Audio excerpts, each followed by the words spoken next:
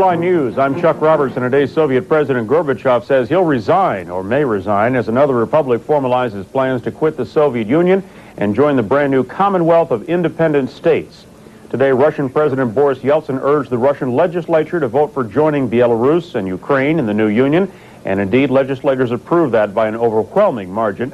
Mikhail Gorbachev says if the new Commonwealth gets off the ground, he'll quit. As the Soviet president, he told a group of Soviet reporters that the main work of his life is done. I have stood so many tests of strength by now. I have soon been able, although with mistakes and shortcomings, to pursue my policies. I may have missed a few points, but I have been still able to do what I meant to do. Gorbachev's hints of resignation come as another crisis hits the Soviet Union. This one's a severe fuel shortage. It's grounded most of the domestic flights of Aeroflot. The Soviet news agency reports more than half of all Soviet airports are closed. As the Soviet Union continues to disintegrate, it's unclear whether the Red Army is staying together under central control. Claire Schiffman reports some of the soldiers themselves aren't sure whose orders they're following. With Mikhail Gorbachev's presidency teetering, the Soviet military is trying to reassure the outside world that it still has things under control. But its own confusion is hard to hide. Defense Ministry spokesman General Valery Manilov said that Yeltsin had assured the top brass the new Commonwealth wants a unified army. President Yeltsin assured us that no one is speaking about destroying the present united structure of the armed forces. It can't happen. Armed forces, strategic armed forces, and nuclear weapons will be under central command. The foreign community shouldn't worry. But the words were barely out of his mouth when the president of Ukraine, Leonid Kravchuk, declared himself commander-in-chief of Ukrainian armed forces and said he will take over the Soviet military forces on his territory, including the strategic Black Sea Fleet. Manilov and others had allowed that separate defense forces might be created, but that Ukraine couldn't just expect to commandeer billions of dollars worth of navy. So much for a united front. Others in the military were saying that a united force was agreed only for a 2 or 3 month period in order to plan the reorganization. It was decided that for 3 months there will be no radical changes. Instructions will remain as they were, including President Gorbachev's role as commander-in-chief. Manilov flatly denied that a transition had been planned to anything. He said Gorbachev was still president, therefore remains commander-in-chief, but that Gorbachev's role had not been discussed, and the military is not going to choose between Yeltsin and Gorbachev. Other military men say the choice has been made. The army is loyal to the idea of the Commonwealth. It's the only way out for all of us. As the Union continues to splinter, the military has become increasingly disgruntled about living conditions and wages. Many returning from Eastern Europe are living in tents. Yeltsin has promised officers a big pay raise January 1st, certainly an incentive to side with him. Yeltsin is trying to ensure stability inside the military, and the military is trying to assure the world that it is stable. No threat to anyone inside or outside what's left of this country. But with so much confusion and potential for chaos here, the generals still have a tough sell. Claire Shipman, CNN, Moscow. And the U.S. is laying plans to help the Soviets through their terrible winter and growing economic crisis. Secretary of State James Baker has announced the world's wealthier nations will be invited to a conference in Washington next month to discuss how to coordinate humanitarian aid. Also in the works, a $400 million plan to dismantle and eliminate part of the Soviet Union's vast nuclear arsenal.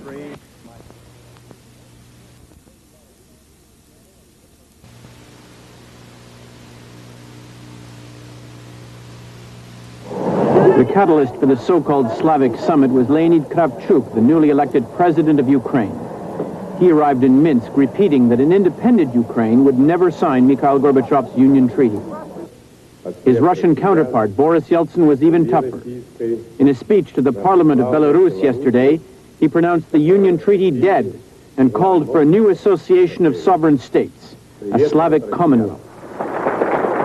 That set the stage for the weekend talks and the burial of the USSR. When the three leaders emerged, it was to sign a document declaring that the Soviet Union had ceased to exist. They were forming a Commonwealth which they invited other former Soviet republics to join. The three republics said they would exercise joint control over nuclear weapons on their soil, and said they would work to cut military spending and to liquidate nuclear arms. The three leaders also pledged to introduce a free market system in their economies, retain the ruble as the currency of the Commonwealth, reduce their budget deficits by, among other things, cutting back on the printing of new money, and coordinate price liberalization. Both Ukraine and Belarus were worried that Yeltsin's plan to liberalize prices this month in Russia would destabilize their economies. I'm Chuck Roberts, and today the geographic and political profile of the Soviet Union continues to change rapidly. 5 more republics have now agreed to join the new Commonwealth of Independent States.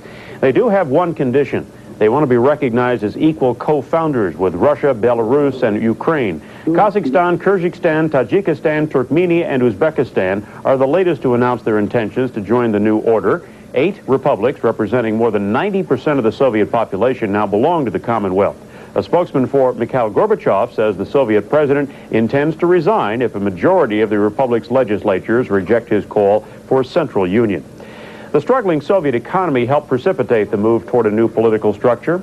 Jeffrey Archer reports food and fuel shortages have thrown the country into chaos. The empty shelves, the anger produced by the fear of starvation, the problem of food shortage is immediate and dangerous. The developed world has responded with emergency supplies, but so far it's been more a matter of treating the symptoms of the problem rather than finding a cure for the disease. With an infrastructure as rotten as much of the food that eventually reaches the shops, there's a vast amount to do. The road and rail network for food distribution is desperately disorganized. Making it work more efficiently is the key to a long-term solution. $11 billion worth of aid to the former Soviet Union has already been pledged by the developed world. That includes $2.4 billion worth of food aid from the European community, $3.9 billion of agricultural credits from the USA, and $2.6 billion of aid and trade credits from Japan. In addition, from Britain, an extra $20 million of immediate help. Well, this is foodstuff for animals.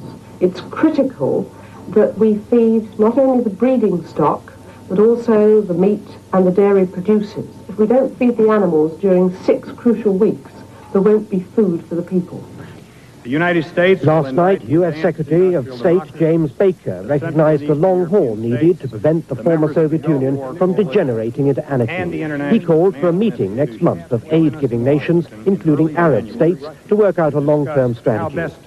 Next week is due to meet NATO foreign ministers and will suggest strings be attached to aid. Namely, it should be targeted on those republics which maintain a safe security policy. In other words, republics who keep their nuclear missiles and other military forces under tight control.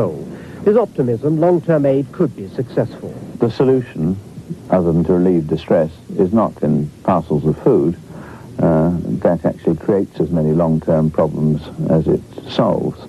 The solution in the end comes in encouraging with aid Western business to participate in the economies, and in particular to supply Western methods, Western inputs to agriculture, and above all, enhanced yields and enhanced quality of product coming off the farm. If the new republics degenerate into chaos, the Western world will not stay unaffected. Secretary of State James Baker is off to Moscow tomorrow to meet with Gorbachev and Russian President Boris Yeltsin. During a press conference today, Baker said the U.S. will not interfere in any internal conflicts in the crumbling Soviet Union, but says the U.S. will help galvanize international relief efforts. President Bush declined to comment on whether Gorbachev will resign, though he says the U.S. will support whoever promotes democratic principles in the Soviet Union. This is not a helpful time to editorialize on personalities inside the Soviet Union. We're supporting those who are reform. We're supporting those who are for democracy, whoever they are, wherever they are, in whatever republic they are, and in the center. And that's been our policy, and we will continue to watch this question of self-determination evolve in the Soviet Union. Mr. Bush says the Central Soviet government and the republics have assured him the nation's nuclear arsenal is being handled with the maximum amount of safety. I'm Catherine Cryer. Soviet President Mikhail Gorbachev has been trying to keep his foot in the door of political power. Today, that door all but slammed shut. A decision by 5 Central Asian republics to back Boris Yeltsin's Commonwealth apparently leaves Mr. Gorbachev out in the cold. And now Secretary of State James Baker says the U.S. won't take sides in the political feud. CNN's Moscow Bureau Chief Steve Hurst joins us now with the latest. Steve? Catherine, as the Moscow Center collapses, 2 meetings this week, one near the Polish border, the other near Iran, have gone a long way to forming a commonwealth out of a once mighty nation. What started as a Slavic club last Sunday has been joined by 5 Asian republics, bringing most of the old Soviet landmass back together in a new form. The leaders of those republics met in Ashgabat, the Turkmen capital, to sign on with the condition they be considered founding members of the Commonwealth of Independent States that has grown out of the ashes of the former Soviet Union. In the Kremlin, President Mikhail Gorbachev said he welcomed the seeming accord, but it looks as though the agreement will force him to carry out his promise to resign. Gorbachev, however, said on Friday he would remain in office at least through Monday, when Secretary of State James Baker is to visit. Under the new agreement, there will be no central government for Gorbachev to run, but just how the new Commonwealth would operate is still unclear. Its members have called for a unified military force and economic space, but other details remain to be forged. Bound back together now under the sponsorship of Russian President Boris Yeltsin are all the Soviet republics except Azerbaijan, Armenia, Georgia, and Moldova. Azerbaijan and Armenia, at loggerheads in a bloody ethnic dispute over territory, are expected to sign on. Georgia probably won't. Moldova may. The Central Asian republics are largely Muslim, and Islamic fundamentalism is growing in the region. Kazakhstan, the other Asian republic, is about evenly split between Asians and Russians. The Commonwealth Accord should ease fears that the old Union was split into 2 hostile camps, the Russians, Ukrainians, and Belarusians aligned in a Christian and Slavic grouping against the Muslim Central Asians. Yeltsin has seemed bent on the destruction of the Soviet Union since making his political comeback to be the first freely elected president of Russia. Gorbachev had once kicked him out of the Soviet Communist Party Politburo. The battle of political titans, Yeltsin and Gorbachev, both of reformist stock, is nearly over. The brash and blustering Yeltsin having the better of the clever Gorbachev, who in the end was undone by the very reforms he set in motion. Muslim fundamentalism has always worried the Kremlin, even led it to invade Afghanistan. But as Claire Shipman reports, the Central Asian republics are finding the pull of economics stronger than Islamic Brotherhood.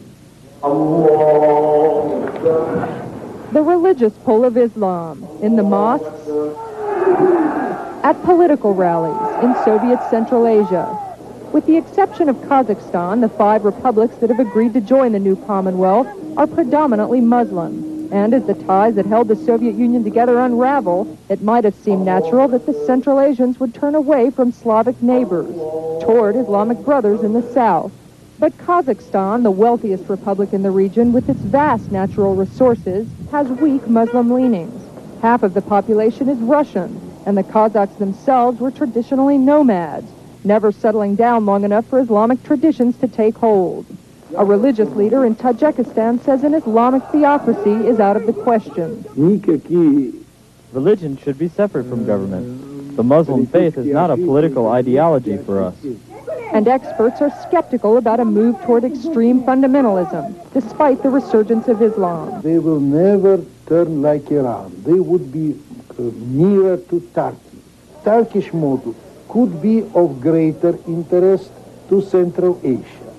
Professor Bondarevsky says the decision of the Asian republics to join the Commonwealth has been made more palatable after the initial exclusion by the Slavic republics of Russia, Ukraine, and Belarus. They want to be also co-sponsors. And this is a very clever step. And Yeltsin, according to my humble understanding, agreed. And he says they really had no place else to go. Who will buy Uzbekian cotton? The Turks? No, they don't need, they have their own. Pakistanis, they have their own. So only Russia will buy their cotton. Turkmenistan, Kyrgyzstan, Tajikistan, and Uzbekistan are among the poorest republics of the former Soviet Union. And for the time being, economic realities have outweighed religious fervor. Claire Shipman, CNN, Moscow. The TASS news agency says as many as 13 people were killed today during a gun battle in Moldova. Officials in Moldova say the fighting took place in the eastern part of the republic and pitted police against Transnistria separatists. Last year, the Transnistria region declared itself a separate republic. The region is largely made up of Russians and Ukrainians who are said to fear a union between Moldova and neighboring Romania. Secretary of State James Baker says the U.S. will not interfere with political transformation in the Soviet Union. And when he travels to the area next month, Baker says he will not choose sides, but will talk with all reform-minded individuals. I point out to you that Yeltsin is also dealing with Gorbachev. We will see Gorbachev during the course of this trip, and Shevardnadze. We continue to have discussions with those gentlemen, and so you should not jump to the conclusion here that somehow we are making a determination and injecting ourselves into this process. The focus of Baker's trip will be nuclear weapons control, but in Brussels, he will coordinate Western humanitarian aid for the Soviet Union, or for what used to be the Soviet Union. The group of 7 leading industrial countries are intensifying their efforts to get immediate food aid to the republics.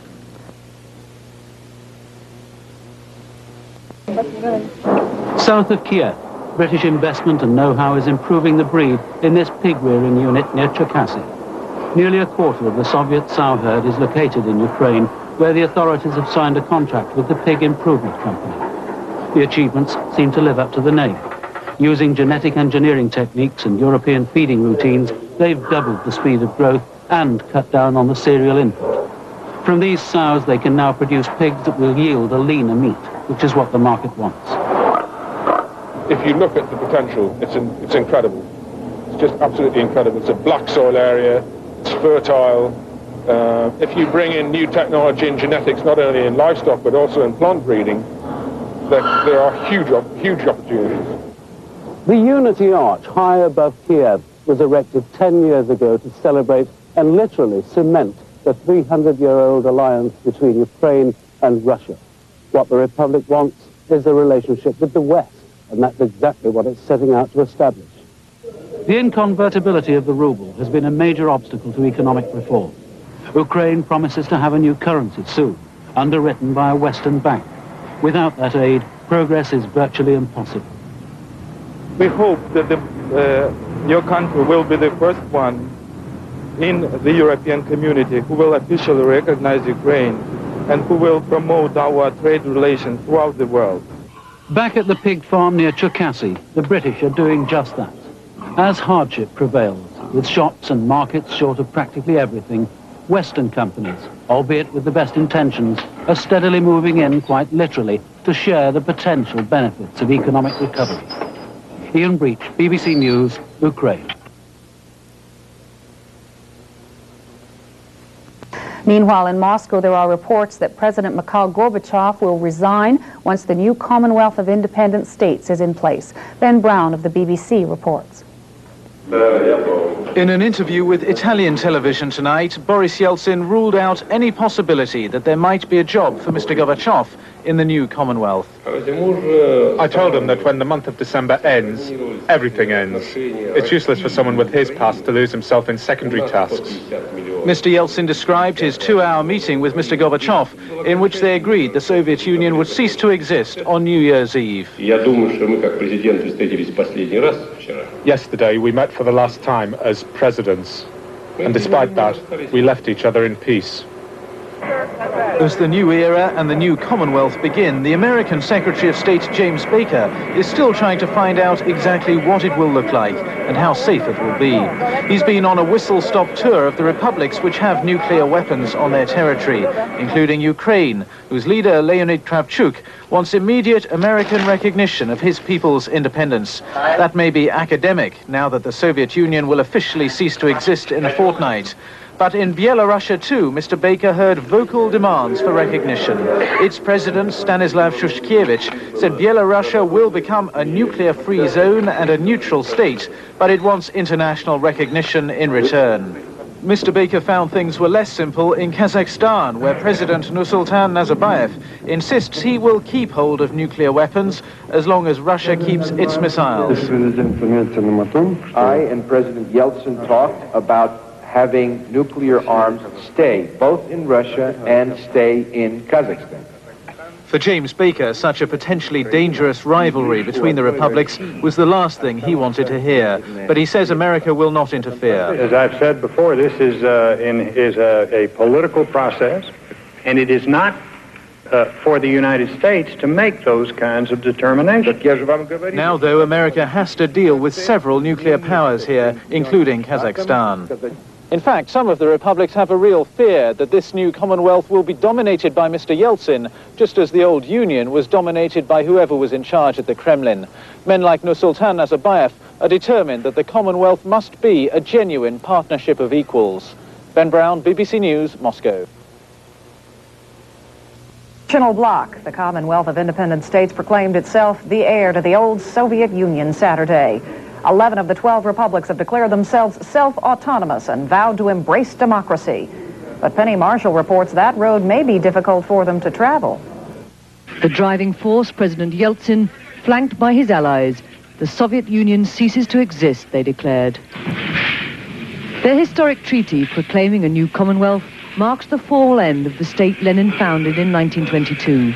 11 republics have joined, Slavs and Central Asians side by side. Only the Republic of Georgia has stayed away. But the Commonwealth's historic creation raises as many questions as it answers. At a press conference after the signing ceremony, Boris Yeltsin made one thing clear. Mikhail Gorbachev's post as president no longer exists. We'll provide for him in retirement, he said. His resignation is expected early next week. But the 11 leaders postponed until the end of the year the vital decision about who will control the nuclear arsenal. For the moment, the status quo remains. No definite decisions either about how to coordinate economic reform across the republics, an issue crucial to political success. And another question still to be clarified, border control. Currently, Soviet citizens travel freely across the republics. In the future, that may not be the case. Boris Yeltsin rejected the concept of Commonwealth citizenship and destroyed all the central apparatus. He also secured agreement for Russia to take over the Soviet seat at the UN.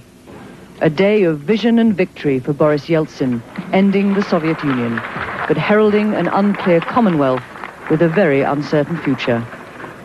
The Bush administration reacted to the historic agreement with praise and caution. It offered its congratulations, saying the administration hoped the new union would provide a peaceful backdrop for democratic and economic change. However, the White House won't say when it will formally recognize the new governments. Part of that decision depends on Secretary of State James Baker's report to President Bush. He's back home from meetings with Commonwealth leaders. Baker seems pleased with the developments, but warns Soviet reform won't be easy. The level of assistance and aid that is going to be required is much greater than it would have been had we not seen these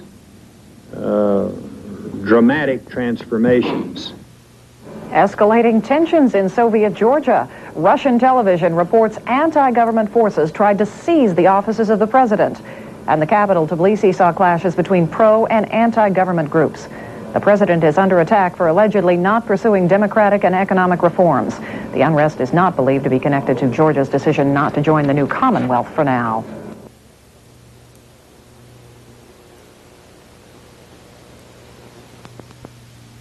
To our viewers around the world, peace on earth from CNN. This is CNN Breaking News. Good evening. I'm Gene Randall in Washington. We are standing by for an Oval Office address by President Bush, as he contributes to a day even historians may have trouble describing. A day when Mikhail Gorbachev resigned as the president of a Soviet Union which had already ceased to exist. The new power broker, Russian President Boris Yeltsin. In a statement issued a short time ago, President Bush praised Gorbachev for what he called his years of sustained commitment to world peace. He also spoke of his intellect, vision, and courage. The two men spoke by phone before Gorbachev delivered his televised resignation speech. Mr. Bush will look ahead to a future of dealing with the new Commonwealth of Independent States, and we are told now the president will go ahead with formal recognition of those republics, notably Russia. We'll be back after the president's address, which we understand will be fairly brief. Now the President of the United States. Good evening, and Merry Christmas to all Americans across our great country. During these last few months, you and I have witnessed one of the greatest dramas of the 20th century, the historic and revolutionary transformation of a totalitarian dictatorship, the Soviet Union, and the liberation of its peoples. As we celebrate Christmas, this day of peace and hope, I thought we should take just a few minutes to reflect on what these events mean for us as Americans. For over 40 years, the United States led the West in the struggle against communism and the threat it posed to our most precious values. This struggle shaped the lives of all Americans.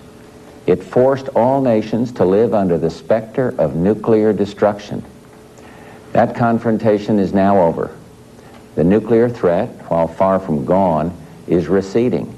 Eastern Europe is free. The Soviet Union itself is no more. This is a victory for democracy and freedom. It's a victory for the moral force of our values. Every American can take pride in this victory, from the millions of men and women who served our country in uniform to millions of Americans who supported their country in a strong defense under 9 presidents. New, independent nations have emerged out of the wreckage of the Soviet Empire. Last weekend, these former republics formed a Commonwealth of Independent States. This act marks the end of the old Soviet Union, signified today by Mikhail Gorbachev's decision to resign as president. I'd like to express on behalf of the American people my gratitude to Mikhail Gorbachev for years of sustained commitment to world peace and for his intellect, vision, and courage. I spoke with Mikhail Gorbachev this morning. We reviewed the many accomplishments of the past few years and spoke of hope for the future. Mikhail Gorbachev's revolutionary policies transformed the Soviet Union. His policies permitted the peoples of Russia and the other republics to cast aside decades of oppression and establish the foundations of freedom. His legacy guarantees him an honored place in history and provides a solid basis for the United States to work in equally constructive ways with his successors. The United States applauds and supports the historic choice for freedom by the new states of the Commonwealth. We congratulate them on the peaceful and democratic path they have chosen and for their careful attention to nuclear control and safety during this transition. Despite a potential for instability and chaos, these events clearly serve our national interest. We stand tonight before a new world of hope and possibilities for our children, a world we could not have contemplated a few years ago. The challenge for us now is to engage these new states in sustaining the peace and building a more prosperous future. And so today, based on commitments and assurances given to us by some of these states concerning nuclear safety, democracy, and free markets, I am announcing some important steps designed to begin this process. First, the United States recognizes and welcomes the emergence of a free, independent, and democratic Russia led by its courageous president, Boris Yeltsin. Our embassy in Moscow will remain there as our embassy to Russia. We will support Russia's assumption of the USSR's seat as a permanent member of the United Nations Security Council. I look forward to working closely with President Yeltsin in support of his efforts to bring democratic and market reform to Russia. Second, the United States also recognizes the independence of Ukraine, Armenia, Kazakhstan, Belarus, and Kyrgyzstan, all states that have made specific commitments to us. We will move quickly to establish diplomatic relations with these states and build new ties to them. We will sponsor membership in the United Nations for those not already members. Third, the United States also recognizes today as independent states the remaining 6 former Soviet republics: Moldova, Turkmenistan, Azerbaijan, Tajikistan, Georgia, and Uzbekistan. We will establish diplomatic relations with them when we are satisfied that they have made commitments to responsible security policies and democratic principles, as have the other states we recognize today. These dramatic events come at a time when Americans are also facing challenges here at home. I know that for many of you, these are difficult times, and I want all Americans to know that I'm committed to attacking our economic problems at home with the same determination we brought to winning the Cold War. I'm confident we will meet this challenge, as we have so many times before. But we cannot if we retreat into isolationism.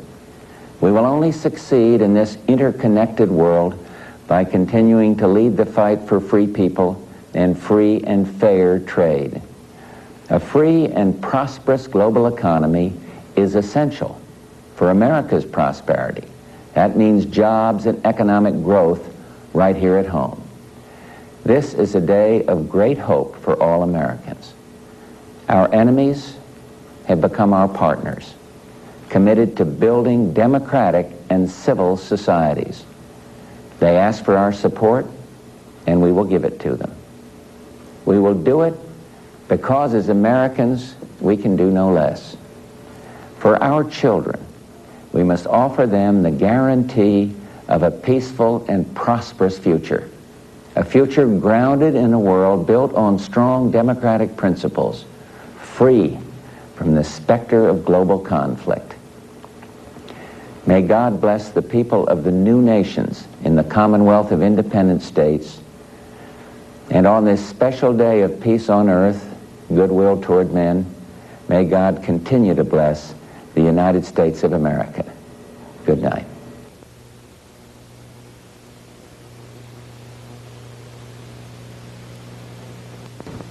Mikhail Gorbachev resigned as Soviet president in a 12-minute televised address Wednesday, ending nearly 70 years of Soviet rule. Gorbachev blamed the unsuccessful August coup for hastening his end and predicted rough times ahead for the fragmented former superpower. His departure comes 6 years after he unleashed new freedoms that eventually toppled the Iron Curtain and the 8th Soviet leader. The totalitarian system has been eliminated, which prevented this country from becoming a prosperous and well-to-do country a long time ago. A breakthrough has been effected on the road of democratic change. Free elections have become a reality. Free press, freedom of worship, representative legislatures, and a multi-party system have all become reality. Human rights are being treated as the supreme principle and top priority. What had been originally planned for New Year's Eve came a week earlier. The red Soviet flag atop the Kremlin was replaced by the red, white, and blue banner of the Russian Federation. Gorbachev is getting international praise. French President François Mitterrand says the former Soviet president is one of the most remarkable men in history. German Chancellor Helmut Kohl echoed that statement, saying his people are grateful to Gorbachev for helping reunite their nation. Japan, too, offered up warm praise for the former Soviet leader. It may recognize the Russian Federation tomorrow. But China's tone was decidedly different. The official Chinese news agency said it was Gorbachev's new thinking that led to the deterioration of his nation.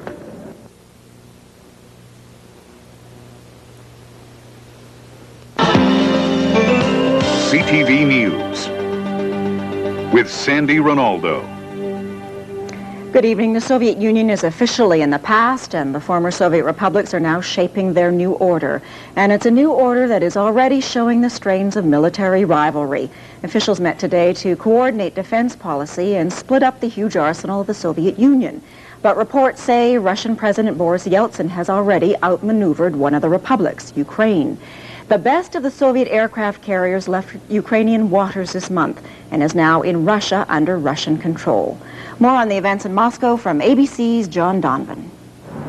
The meetings inside the former Soviet Defense Ministry were meant to head off serious disputes among the 11 republics over military policy. Tonight, Russian television reported that Ukraine now has reservations about giving Russia sole control of the nuclear arsenal that was the Soviet Union's. The decision to give Boris Yeltsin control of nuclear weapons was part of the agreement signed last weekend establishing the new Commonwealth. Russian television also broadcast remarks by the former Soviet defense minister, for now the ranking military officer in the Commonwealth, saying that Commonwealth officials have not yet agreed to set up a single military force. He said that 3 republics, Moldova, Azerbaijan, and Ukraine, also want independent armies. There is also disagreement over who gets the Soviet naval fleet docked in Ukrainian waters on the Black Sea. Ukraine is claiming Navy property for itself and reportedly does not want a Russian fleet operating off its coast. The 11 Republic presidents are due to meet Monday to resolve these military questions. If they fail, it would strengthen Mikhail Gorbachev's argument that they rushed too quickly into the Commonwealth without thinking through the details.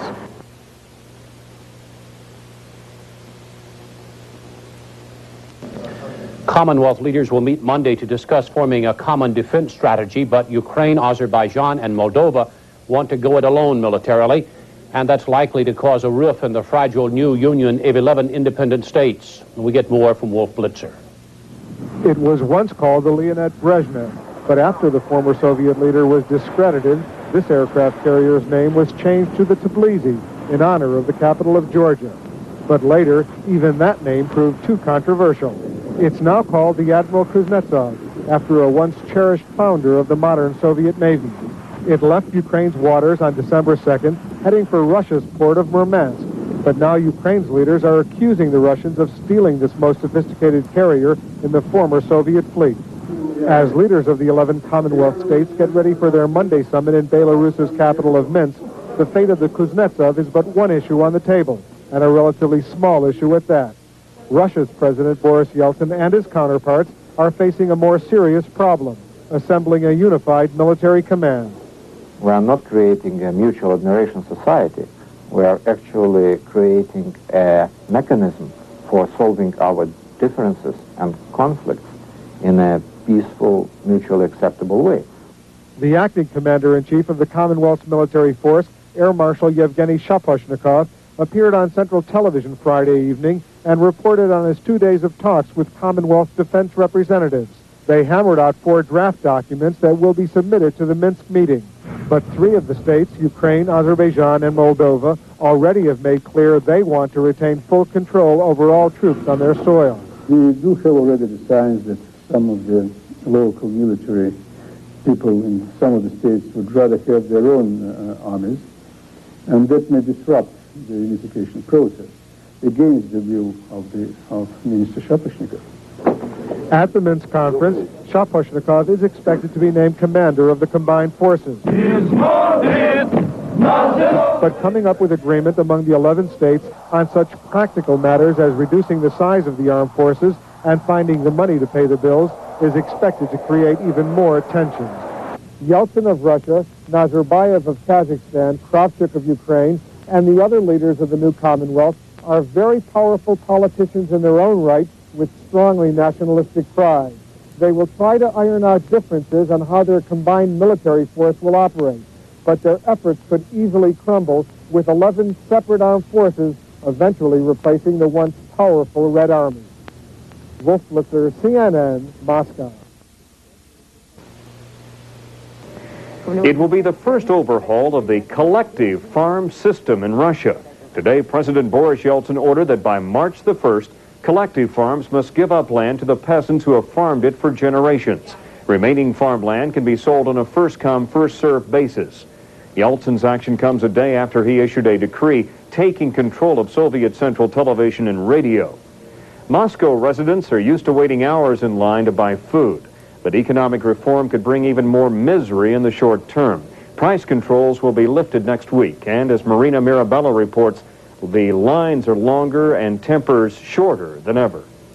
On a cold, gray morning in Moscow, 2,000 people line up to buy eggs outside this state-run store. For many years, standing in line has become a way of life, and they cope as best they can. They read the paper, catch up on gossip, or just daydream. But after waiting 7 hours in the biting cold, tempers begin to flare.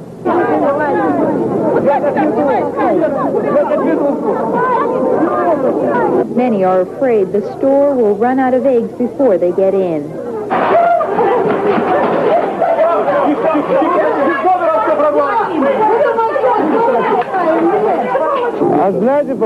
There is no food. We have so little to eat.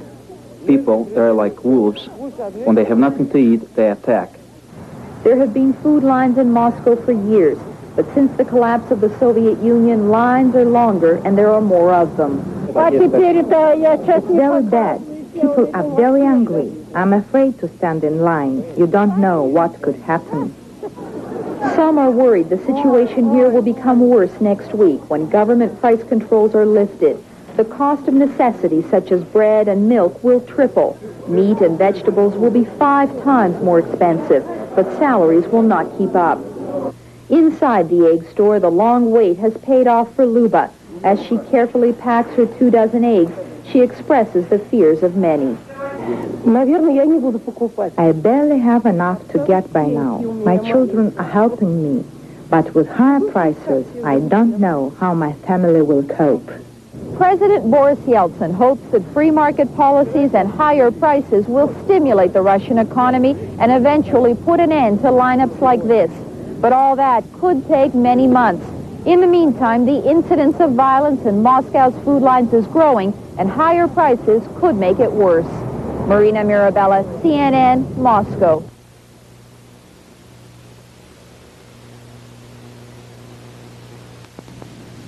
The 11 leaders of the new Commonwealth, which replaced the Soviet Union, agreed today to a unified command of nuclear weapons. The decision came during a meeting on military and economic issues in the city of Minsk, capital of the Commonwealth. We have a report narrated by Louise Bates of Worldwide Television News. As they assembled for their meeting, none of the 11 Republic leaders expected to resolve conflicts over defense and economic policies in one swoop. The talks were supposed to last only a few hours. They went on through the day, and the debates at times were stormy. Fear of a nuclear nightmare spurred one accord. Yeltsin and the other presidents signed an agreement on a unified command over nuclear weapons that the former Soviet Union deployed in Russia and 3 other republics.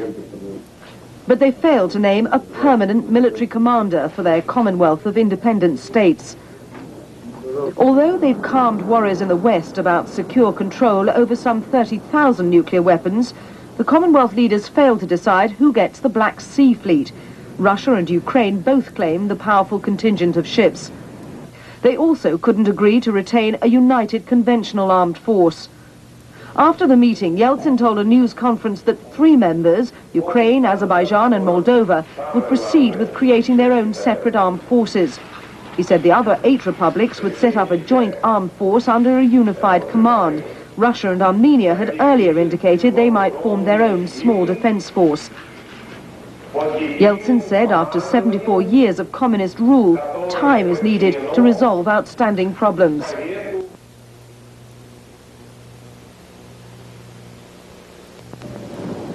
Leaders of the 11 republics joining in the new Commonwealth of Independent States met in Minsk today. They assembled to discuss military and economic unity. But as CNN's Wolf Blitzer reports, their talks exposed serious divisions. Russian President Boris Yeltsin arrived here in Belarus's capital of Minsk, insisting the newly formed Commonwealth will survive. It was the first time all 11 Commonwealth leaders had met since Mikhail Gorbachev's resignation.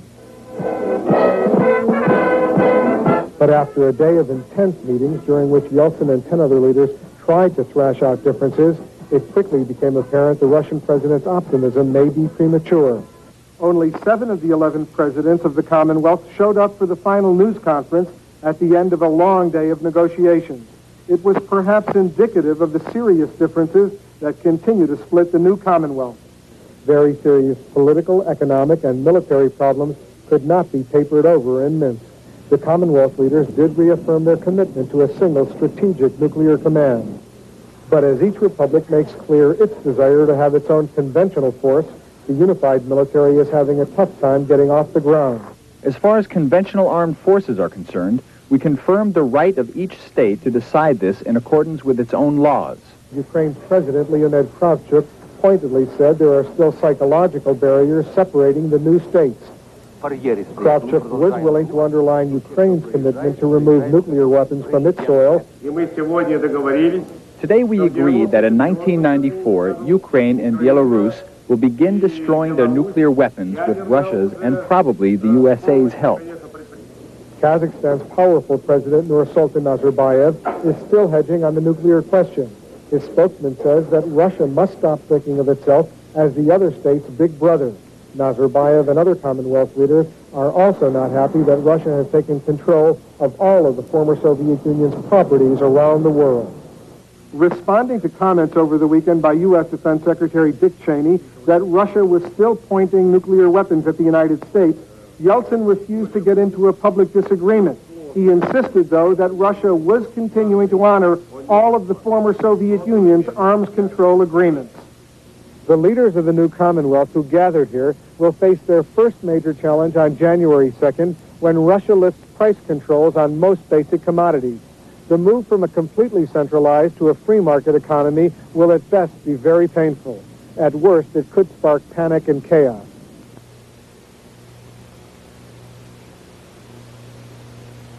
News with Lloyd Robertson.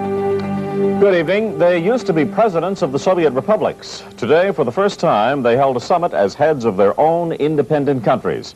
The leaders met in Minsk, Belarus, and it was tough sledding all the way. But after 8 hours, they agreed to a unified nuclear command and allowed members to form their own conventional armies.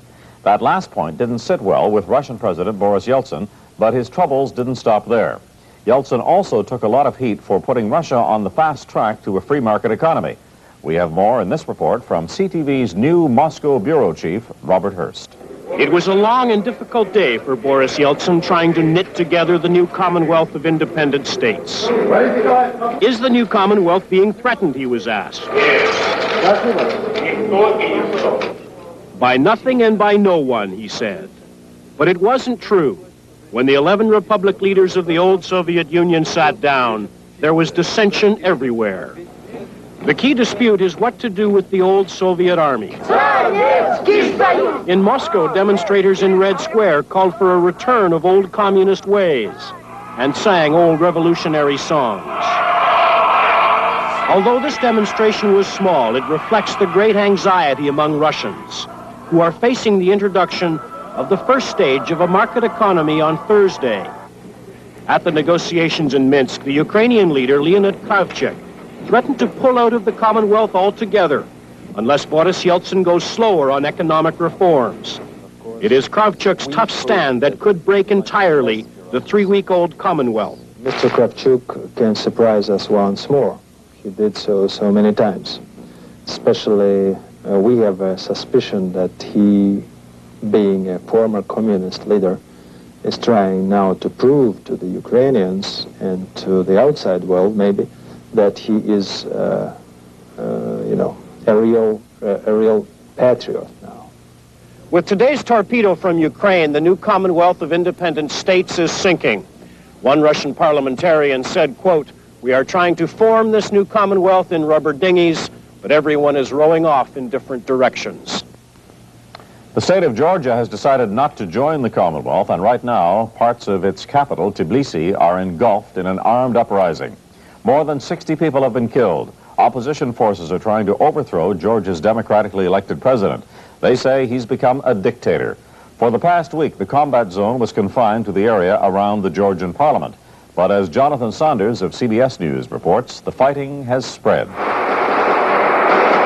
The mean streets of Tbilisi are now free fire zones as parts of the Georgian capital begin to resemble Beirut.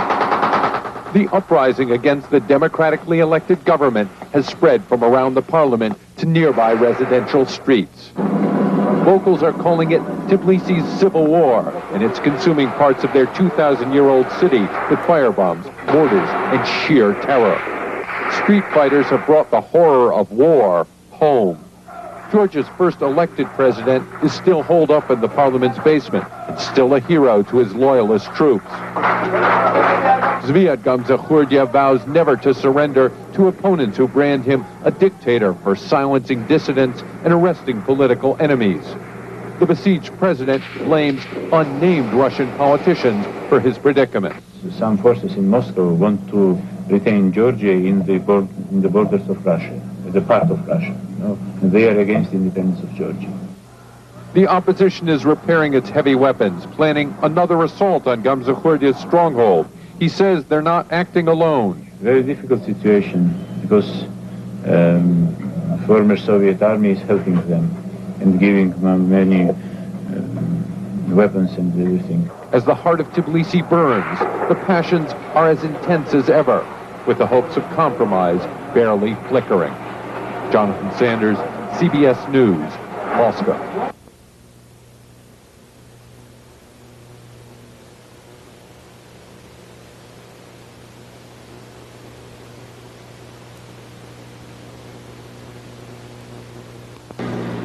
The Russians knew their price hikes were coming, but in Ukraine there was no time to prepare. The government made its move at the last minute and prices shot up overnight. Officials said they had to follow Moscow's lead in order to protect Ukrainian markets from Russians looking for discount prices. That may have been a good move for the Ukrainian economy, but as Jim Hickey of ABC News reports, it left the Ukrainian people bewildered.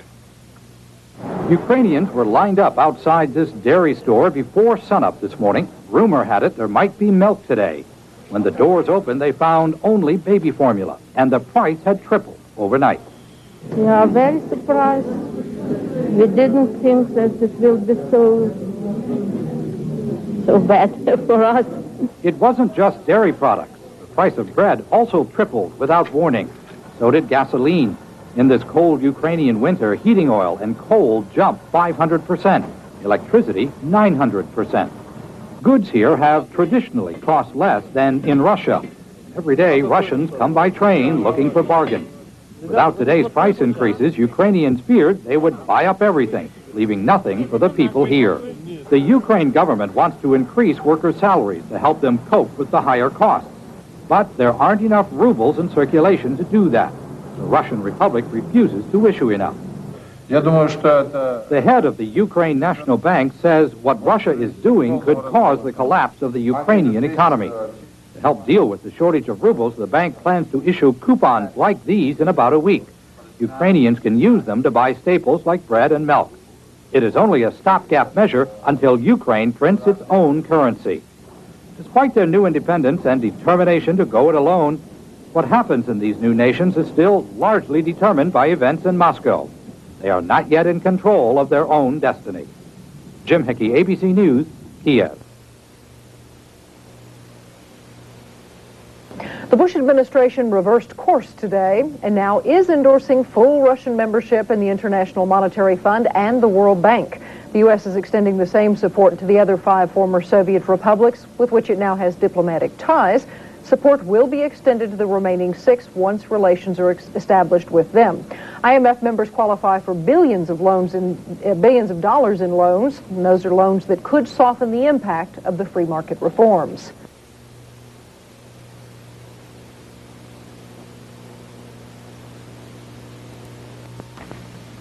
And battles are shaping up over the former Soviet armed forces. The 3 Baltic states insisted today that troops stationed in their capitals withdraw immediately. Estonia said it's going to starve them out if they don't go. It was the first joint Baltic demand to the Commonwealth of Independent States. There's also dissension there over troops. Russia and Ukraine are quarreling over military division. At the center of the argument is the Black Sea Fleet. Jonathan Sanders of CBS News reports. They still call each other comrade. The epaulets still say Soviet Army, and so do their proud banners. But this weekend in Kyiv, these soldiers swore allegiance to Ukraine. I serve the Ukrainian people, he says. This scene was not supposed to happen in the new Commonwealth of Independent States. The battle to keep the former Soviet Army a united force is being lost as Ukraine thumbs its nose at the other republics, and especially at Russia. In a meeting Saturday with Russian journalists, the Commonwealth's military chief accused Ukraine of acting hastily in forming its own army. I appeal to members of the Commonwealth, he said, to soberly decide our military future. But a military property grab is underway on all sides. Last month, the former Soviet Union's newest aircraft carriers steamed out of Ukrainian waters to a new home port in Russia. The Ukrainians claim it's theirs. The military will not divide easily. Many of the oaths taken this weekend were pronounced in the Russian language, not Ukrainian. More than 75,000 officers serving in Ukraine are ethnic Russians. Jonathan Sanders, CBS News, Moscow.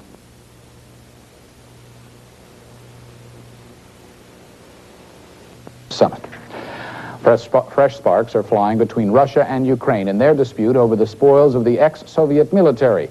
Ukraine has seized control of an army communications system that reportedly cut links between the Central Command in Moscow and 300,000 troops, including forces controlling battlefield nuclear weapons in Ukraine.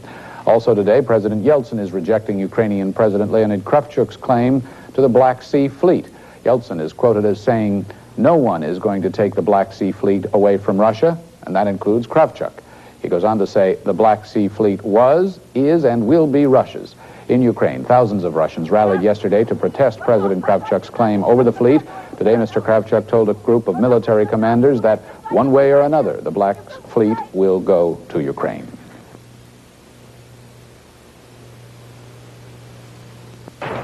Russia and Ukraine remain entangled in a dispute over the powerful Black Sea naval fleet.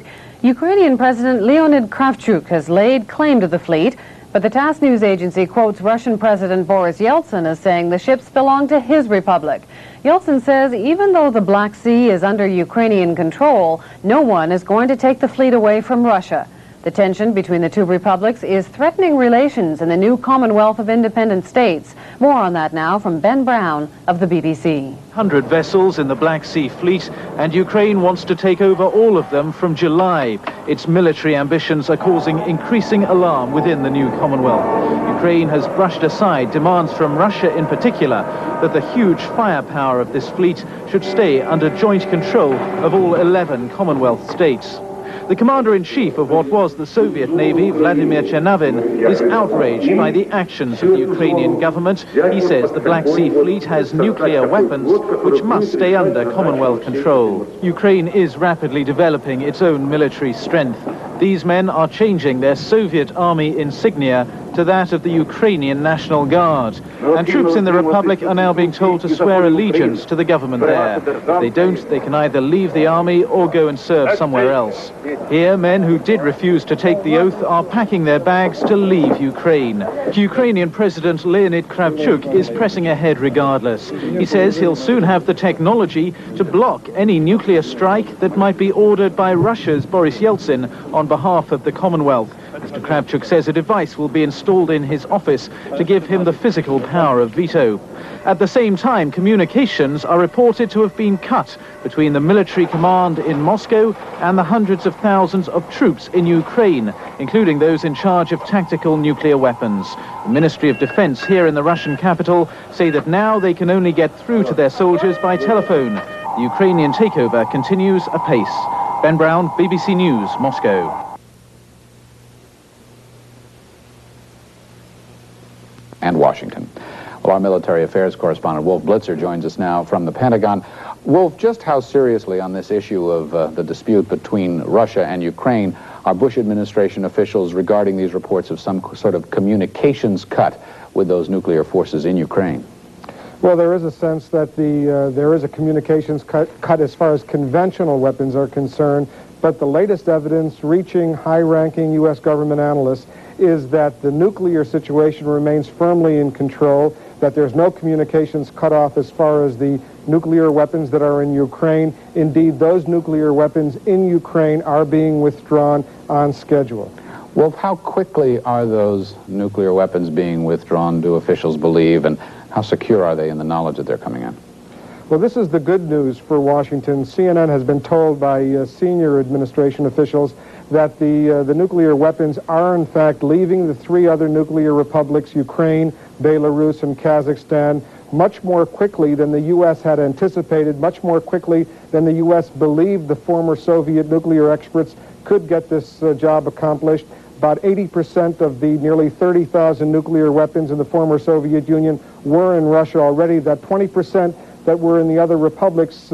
That's now being brought to storage sites in Russia, and it's being done a lot more rapidly. In fact, there are some who believe it could be completed before the end of this year. What's the overall state of the Soviet military? The overall state is very poor, and it seems to be fragmenting very quickly. What we're seeing in the Ukraine right now could just be the tip of the iceberg. The fact is that there are a lot of problems facing the former Soviet Union, and all of those problems are reflected in the military. The command and control procedures for the nuclear weapons seem to be pretty good right now. No evidence that there's been any breakdown in that. But as far as the conventional cohesion, the military preparedness, the draft enlistees, the AWOL, all of that is pretty poor. In fact, one official described it as pretty much of a free fall right now. Wolf Blitzer at the Pentagon. Thanks a lot.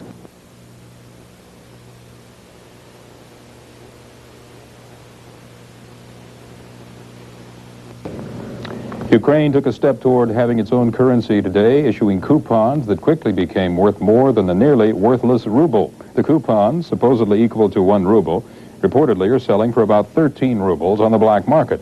The government hopes to issue currency by July.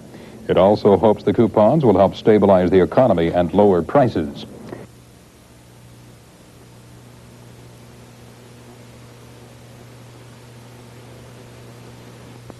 Two major countries, both after one major fleet. That's the situation between Russia and Ukraine tonight. A battle of wills for the muscle of the former Soviet Navy. Both states want the Black Sea Fleet. Both say they own it. For a brand new Commonwealth, that's got the makings of a very nasty dispute. And today they tried and failed to solve it. Anna Maria Tremonti reports. This is what the dispute is all about. The most important part of the former Soviet Navy. 350 ships, 28 submarines, and more than 200 jets and helicopters based in the waters off Ukraine. The disagreement revolves around how each republic defines the word strategic. Russia says the Black Sea Fleet is strategic, vital to the defense of the Commonwealth Armed Forces. Ukraine argues strategic means nuclear. It argues the ships are non-nuclear, and it wants its new Ukrainian armed forces to take control of at least part of the fleet. On Russian television tonight, the commander-in-chief of the entire Navy, Admiral Vladimir Chernovin, sided with Russia, saying the Navy cannot be dismembered. Yesterday, Russian President Boris Yeltsin was far more blunt. The Black Sea Fleet was, is, and will remain Russian, he told these workers at a military factory. Russia's foreign minister, Andrei Kozyrev, tried to play that down as he arrived for a meeting of Commonwealth foreign ministers in Moscow today. And we need just a transitional period. But Ukrainian Foreign Minister Anatoly Zlenko called Yeltsin's position astonishing, saying Yeltsin spoke without thinking. This meeting was to discuss the distribution of Soviet property abroad, but by the end of the day it appeared the question of military control had moved onto the agenda. In a move which appeared designed to pressure the other republics, Russian politicians circulated a draft decree that says if there's no agreement on sharing military responsibility, Yeltsin will take control. The Russian foreign minister described the meeting tonight as difficult. Already, the United States, Britain, and NATO have expressed their concern over the dispute between Russia and Ukraine. They worry it could affect the entire military structure and threaten key agreements between NATO and the former Soviet Union. Others believe that if the republics can't agree on this crucial issue, the future of the Commonwealth is at stake. Anna Maria Tremonti, CBC News, Moscow. For haggling, Russian President Boris Yeltsin threatened to seize control of the entire Soviet military. Jim Hickey reports. Boris Yeltsin likes to play tough, and he's pulling no punches on the issue of who controls the former Soviet military. While Yeltsin addressed businessmen today, a Russian newspaper reported he has prepared, but not yet signed, the decree. It reportedly places former Soviet military units, including those outside Russia, under Russian command until Ukraine and the other republics agree to a joint unified force. Yeltsin apparently is ready to sign the order unless the republics solve the dispute soon. Ukraine continues to claim command over the former Soviet fleet in the Black Sea. Yeltsin and Russian military commanders contend The fleet is part of the Commonwealth's Strategic Defense Force and should be under unified, not Ukrainian control. Commanders say the dispute is causing dissent within the military, warning that Air Force pilots in Ukraine might defect with their planes to Russia if the matter isn't settled. A Russian military delegation was sent to Ukraine today in an attempt to negotiate a settlement. One official here in Moscow said the talks could determine the fate of the Commonwealth. Indeed, the two republics are locked in a war of words and political posturing that threaten to wreck the shaky 6-week-old alliance. Jim Hickey, ABC News, Moscow.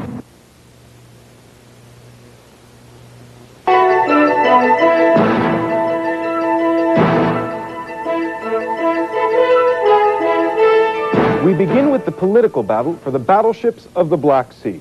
Officials of both Russia and Ukraine have been squabbling about who controls the powerful naval fleet there. The warships used to belong to the Soviet Union. As CNN's Richard Blystone reports, the two republics appear closer to agreeing on who they belong to now. After days of an escalating battle of words, a glimpse of a way out of the deadlock between the two most powerful nations of the former Soviet Union. The Russian Commission, headed by Deputy Premier Sergei Shakrai, conceded that Ukraine needs its own navy, and that it could come from part of the Soviet Black Sea Fleet, whose main base, Sevastopol, is on Ukrainian territory.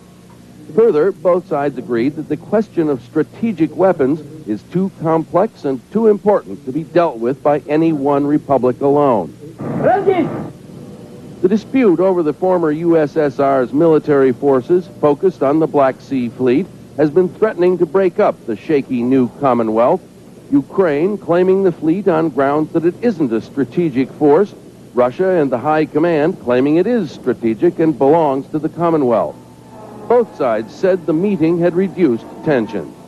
The main thing is not that tensions exist, but that we are agreeing to overcome them on the basis of talks, not by the means of armed forces. But whether it means salvation or just a reprieve for the Commonwealth is not yet clear.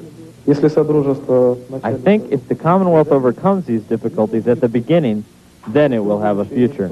The question of just how and when Ukraine is to get its naval force was left to another time. I think there'll be some sort of compromise after the experts work on this question. The longer the dispute drags on, the worse for the men who swore to defend the old Soviet Union and its people. Black Sea Commander Admiral Igor Kazatonov, resisting Ukraine's claim to the whole fleet, claims that his men are torn between their old loyalties and the republics now demanding their allegiance. But if there is significant opposition to President Leonid Kravchuk's policies, it was not evident here in Kyiv earlier today. Anti-government protesters rallied in Independence Square, formerly Lenin Square, to denounce the breakup of the Soviet Union and its military forces. It looked more like debating practice than a demonstration. The protesters, outnumbered and heckled by people saying anything would be better than the way things were. Richard Blystone, CNN, Kyiv.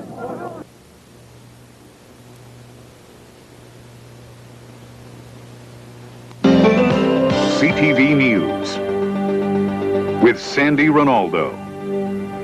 Good evening. Russia and Ukraine are trying to diffuse the anger threatening to tear apart their new Commonwealth of independent states. They found a temporary solution today to the crisis over control of the former Soviet military. A commission will tackle the dispute. And there's also a report tonight of an agreement on the powerful Black Sea Fleet, an agreement to give part of the fleet to Ukraine. The report comes after Russia's president threatened to take over all military forces, including the Navy. Robert Hurst has that story. The quarrel over the Black Sea Fleet showed signs of compromise today, even as political rhetoric from Ukraine and Russia intensified. At a meeting in Kyiv, Ukraine's parliament agreed to a commission to attempt to solve the dispute. Russian military and political leaders sent here by Boris Yeltsin offered Ukraine a few ships for a Ukrainian navy, but only a few. Since Ukraine declared ownership of the 200 ships at the former Soviet naval base in Sevastopol, not a single sailor has sworn allegiance to Ukraine. In Moscow, where Boris Yeltsin addressed a business meeting, aides say the new Russian leader is preparing a decree to take over the entire armed forces of the old Soviet Union if negotiations fail.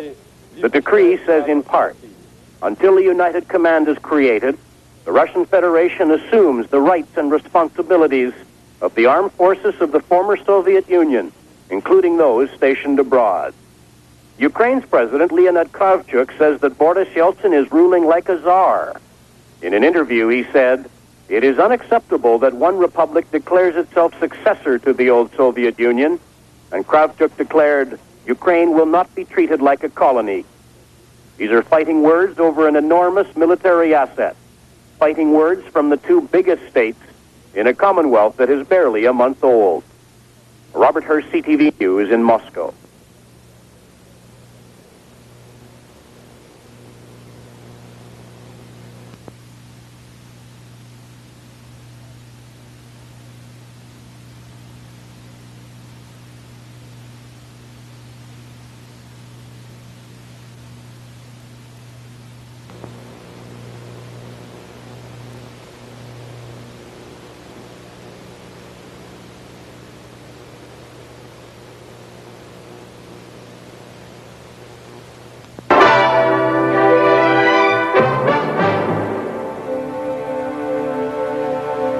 Next tonight, a conversation with a Russian politician who may have a future, particularly if the chaos of prices and other factors continues to grow in the newly independent republic. He is Vladimir Zhirinovsky, a Russian nationalist who came in third with 6 million votes in last year's Russian presidential elections. He still claims many followers, and many experts believe their numbers could grow. Correspondent Charles Krause talked to him in Moscow. The image that Vladimir Zhirinovsky wants to portray is that of a supremely self-confident athlete with enough strength and political endurance to achieve power. We met Zhirinovsky at a sanitarium outside Moscow, formerly reserved for ministers and other members of the old Communist Party elite. How Zhirinovsky and his bodyguards managed to make use of the facility remains something of a mystery, as does Zhirinovsky's funding and his behind-the-scenes support. Nonetheless, polls show that since last year's election, Zhirinovsky's popularity is again on the rise. Zhirinovsky appeals to the Russian soul and to Russian nationalism. He's tough and autocratic, a proponent of simple solutions at a time of growing disorder and economic hardship. At 45, Zhirinovsky is married and a lawyer by training. A Russian nationalist, he's also a white supremacist and an anti-Semite who's been compared to Hitler. During our interview, Zhirinovsky confidently predicted what many Russians are also beginning to believe, that there will be a military coup here within the next several months that could result in Zhirinovsky coming to power. Mr. Zhirinovsky, thank you for joining us. Who do you blame for bringing this country to its present situation? First of all, it's the ideology, it's the communism.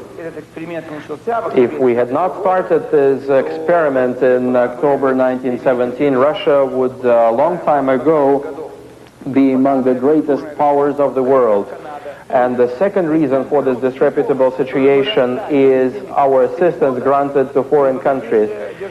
If we ended up getting back every single dollar that we've spent on all these experiments in the world, we would be one of the most prosperous nations in the world. So these are the two main reasons.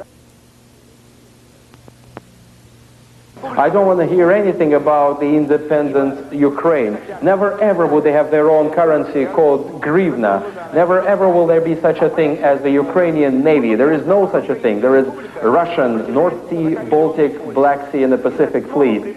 This Commonwealth of Independent States is nothing but a stillborn child which has no prospects at all. I will turn everything towards Russia. How long do you think it will be before there's a social explosion in Russia?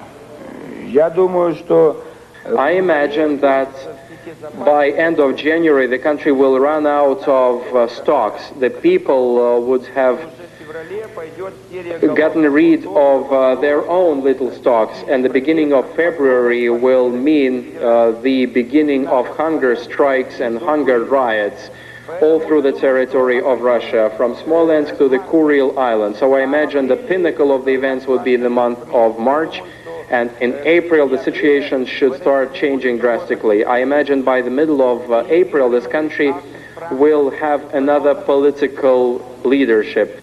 Do you have any reason to believe that if there is a military coup in this country, that you would be appointed president of some sort of military government? I believe that this is a realistic chance, and I guess my chances are no less than 99%. And I already have everything ready. I have my own cabinet of ministers, I have my own program, so we are just sitting now and waiting. We don't want to provoke the events. The events themselves are developing in such a way that it would inevitably happen my way. The peculiarity of the historic and political situation is such that we don't have to interfere within the affairs of the Democrats. They are slowly but steadily falling apart themselves. All we have to do is to quietly sit and wait till the end of April until we are given a chance to quietly take power and start working on the revival of this great land from the Baltic to Kamchatka, from Kushka to the polar region. Mr. Zhirinovsky, thank you. Charles Kraus also talked with a former KGB general, Oleg Kalugin, about the sources of Zhirinovsky's support. We interviewed Vladimir Zhirinovsky the other day, the Russian nationalist, whose political campaign and political party are said to have been funded by the KGB. What can you tell me about those allegations? Do you think that's true? Well, I heard these are not allegations. I understand there are documents found which confirm that the KGB and the Communist Party of the USSR funded Zhirinovsky's party and him personally. Of course, the KGB served as a conduit, as an intermediary, while the Communist Party of the USSR was the major force behind Zhirinovsky's appearance on the political scene. And the reason why they did so, I understand, was they wanted to have someone, a mouthpiece of the Communist Party, which would say things which could not be uttered by official circles of the former communist regime. So he was used as an instrument, as a tool, to throw the worst accusations against President Yeltsin. So what Zhirinovsky is saying is not so far-fetched. Well, Zhirinovsky, as I said, in many ways plays a role of a mouthpiece for the conservative forces in the USSR. He probably overdo certain things. He plays his role, but there is a grain of truth in what he's saying. And he does have some support. Oh, yes, he certainly does. Thank you very much.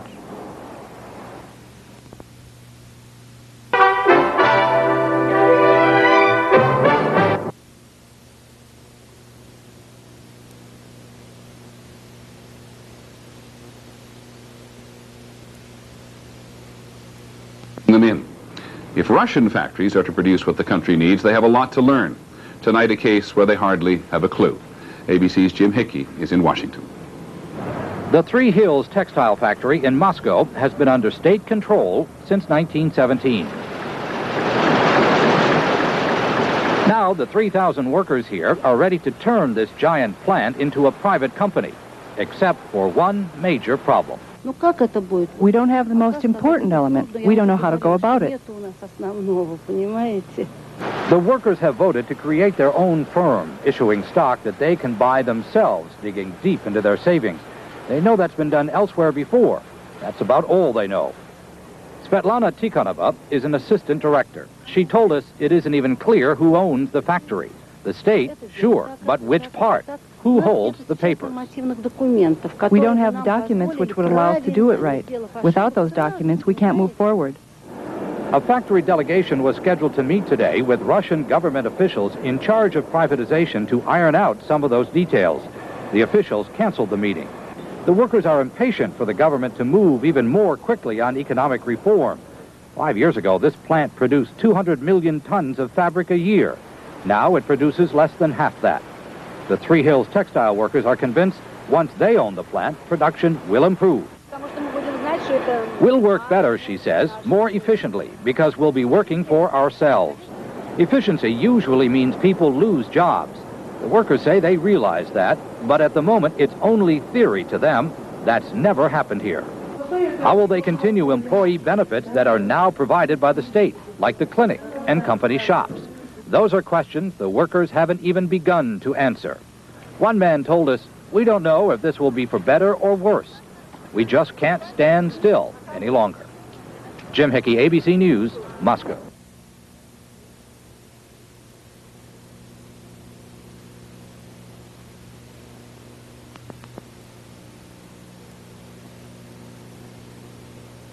Of these, where was the central force behind the failed coup? Well, the central force was, of course, Chairman Khrushchev of the KGB. He was not only the key figure, but also the soul of this plot. And a few of his intimate friends who he shared these schemes with, you know, they are also now under arrest. And I hope the trial will be a fair one. And what about motivations for the coup? Khrushchev's? Well, I think he's one of those old party apparatchiks who hates the changes now taking place in Russia. So he wants to set back the tide of history. That's what he wanted to do, and he failed. It's impossible to stop this tide. Well, he and the 11 others are just 12 men. What about the role of the KGB itself and the Soviet military? That's the interesting thing. Khrushchev was the leader of the plot. The KGB rank and file refused to follow off orders. And Oleg Kalugin is, in essence, the personification of that whole thing. He had earlier been in the forefront in denouncing the KGB as a state within a state, corrupt, crooked, venal. When it came to giving orders to arrest Boris Yeltsin, a KGB general refused. When it came to giving orders to storm the White House, a KGB uniformed regiment refused to do it. A KGB colonel refused to censor Soviet television when he was ordered to do so. And on and on and on like that, so that it was a breakdown in discipline within the KGB, as well as the support of the people in the streets for Boris Yeltsin that defeated this coup. Well, it's interesting because one of the major questions raised as the coup was defeated was the lack of force exerted by the Soviet military. And is that the explanation, or were there those within the military and the KGB supporting Khrushchev? No, they did not. And this is the main reason why the plot failed. Khrushchev miscalculated when we thought the Soviet people would be obedient servants of the regime. Normally, it would be expected that any new government would be immediately listened to and their orders would be obeyed. This did not happen this time. And the military also split, and they would not want to fight their own people. And so the KGB, as a matter of fact, they also opposed the Khrushchev's measures, and at least the bulk of them refused to assault the White House, the headquarters of Yeltsin's administration. What about former Soviet agents still operating in the West and in the United States? They're still there? Well, I don't think there are any agents of the Soviet intelligence operating in the United States today. Well, some of them are simply old and retired, some simply ran away. Don't forget the Soviet intelligence was infiltrated by the CIA for many years, and I'm sure they have uncovered most, if not all, agents, and they were not too many, by the way. Don't exaggerate things. They were not too many in the United States. And they're now all gone. In fact, I've read recently in the New York Times a statement by one of the security officials that the Soviet intelligence is effectively out of operation in the United States of America, and probably elsewhere, by the way. General, of course.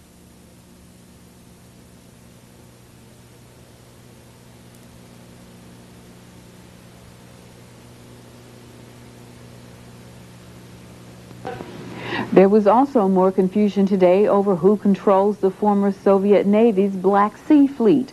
Ukraine's top military officer today said the fleet belonged to his republic.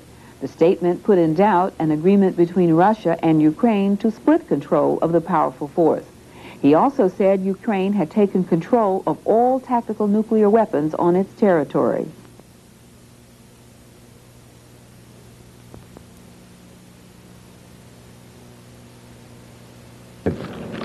"5,000 officers from the former Soviet military are warning nationalist passions could lead to tragedy. They met in Moscow today with two leaders from the Commonwealth of Independent States. The officers want the Army to remain intact and serve the Commonwealth, but the military's head says they can aid republics in setting up National Guards. We are prepared to give assistance to the efforts of the Commonwealth nations at setting up their own armies. What I'm talking about is assistance in the deliveries of material, in the maintenance of material, and in the personnel training. Shapoznikov says Commonwealth leaders will hold another meeting to discuss military issues, reportedly in February. The raid. In Moscow, a special Congress at the Kremlin got an earful today. About 5,000 officers turned up to show their anger over the disintegration of the former Soviet military. The officers also accused Commonwealth leaders of indifference to people's falling standards of living. The CBC's Don Murray reports. The mighty Soviet Army once strutted through Red Square, the feared force which helped hold the world's second superpower together. Now that superpower has collapsed and its army is disintegrating. Today, 5,000 officers of the army gathered in the Kremlin to voice their fears and anger in front of Russian President Boris Yeltsin in a meeting broadcast live on Russian television. Their leader, Defense Minister Yevgeny Shaposhnikov, virtually pleaded for a 2 to 3 year transition period before the army is carved up. Otherwise, he suggested, there would be chaos. That message was aimed at the Ukrainian government, but it isn't listening. Already, it's setting up its own army and demanding that all soldiers of the former Soviet army in Ukraine, 1.3 million men, swear allegiance to Ukraine or leave. It's also demanding control of part of the Black Sea Fleet. Today, officer after officer stood up to denounce the Ukrainian position. Few believe the assurances offered by Russian politicians that they'll be taken care of. We've seen what happened to other troops. They were booted out to Siberia to live in empty, uninhabited places, in tents and unheated barracks. Last night, Commonwealth leaders met once again, this time in Moscow, to discuss the armed forces. And once again, they couldn't agree. They'll meet again in Minsk in a month. For these officers, that continuing discord between Russia and Ukraine augurs badly. They are traveling the road from a great and glorious past to an uncertain and diminished future.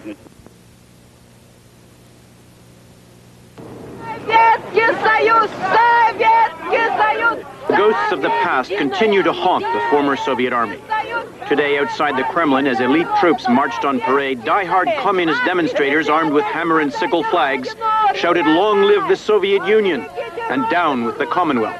That seemed to be a sentiment shared by the 5,000 officers, many of them Russian, gathered inside the Kremlin. In a day-long meeting broadcast live on television, they lined up to voice their fears and complaints in front of Russian President Boris Yeltsin. They complained bitterly of worsening living conditions, and many openly denounced plans by Commonwealth governments to create separate armies. In that heated atmosphere, much criticism was directed at their own leader, Marshal Yevgeny Shaposhnikov. Abruptly, he offered to resign. His offer was rejected. Earlier, Shaposhnikov had felt obliged to promise that the armed forces wouldn't participate in another coup. We will never be reduced to using our bayonets, he says, to depose our leaders or to put someone else on the throne. That's not our job. But at the same time, he virtually pleaded for a 2 to 3 year transition period before his army is carved up. Otherwise, he suggested there would be chaos. That message was aimed at the Ukrainian government. But Kyiv isn't listening. Already it's setting up its own army and insisting that soldiers in Ukraine swear allegiance to the government of Kyiv or leave. It has also forced Russia to agree to split up the Black Sea Fleet. Moscow had argued that the fleet should remain under a unified Commonwealth strategic command. Now a yet-to-be-negotiated number of ships will be turned over to the Ukrainian armed forces. This afternoon, Boris Yeltsin told the officers he was on their side. He wanted a united Commonwealth army. But if other states created their own armies, so would Russia. As a preemptive step, he said he was taking control of troops now stationed in the Baltics and Georgia. And then he made this plea.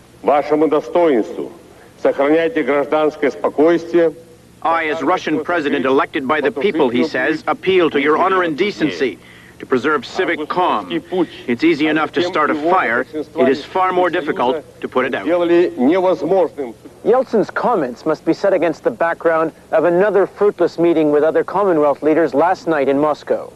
Once again, they disagreed over the armed forces. And once again, they agreed to return to the issue in another month. But by that time, the idea of a unified army may be as lifeless as the Union that same army once symbolized and supported. Don Murray, CBC News, Moscow.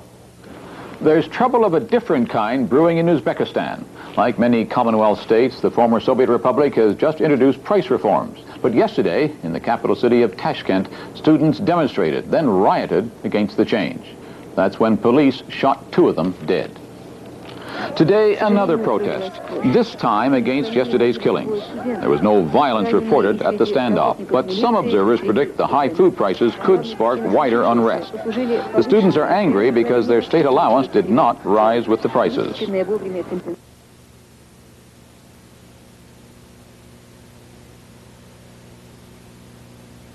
Elaine? Russian President Boris Yeltsin today said he had agreed to split control of the former Soviet Navy with 2 other republics. He said Russia would divide the Black Sea Fleet with Ukraine and split the Caspian Sea Fleet with Azerbaijan. His announcement came as 5,000 officers of the former Soviet Army converged on Moscow to press for a unified military.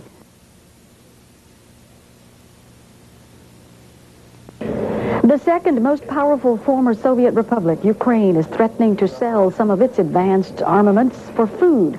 Glenn Oglaza reports that's raising fears some of the world's most dangerous weapons could wind up in the wrong hands.